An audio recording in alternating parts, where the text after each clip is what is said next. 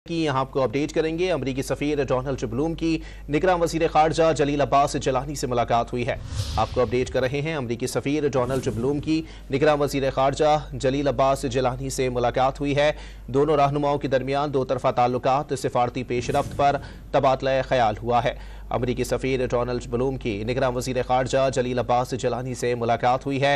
दोनों रहनुमाओं के दरमियान दो तरफा ताल्लुकात और सिफारती पेशरफ्त पर तबादला ख्याल भी किया गया है।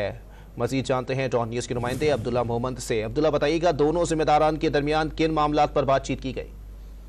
जी बिल्कुल, अमरीकी सफीर डोनाल्ड ब्लूम ने आज पाकिस्तान के निगरान वजीर खारजा जलील अब्बास जलानी से मुलाकात की है और अमरीकी सफारत खाने के मुताबिक दोनों रहनुमाओं ने दो तरफा ताल्लुकात सफारती पेशरफ्त पर तबादला ख्याल किया गया। लेकिन इसमें सबसे अहम नुकता सामने आया वो यही है कि जो पाकिस्तान में गैर कानूनी तौर पर क़याम पजीर अफगान मुहाजिरीन हैं, उनको अमरीका चूंकि मुंतकिल किया जा रहा है, तो दोनों रहनुमाओं के दरमियान उसको चूंकि वक्त दिया गया फरवरी 2024 तक जो गैर कानूनी अफगान मुहाजिरीन उससे उनको अमरीका में आबाद किया जाएगा।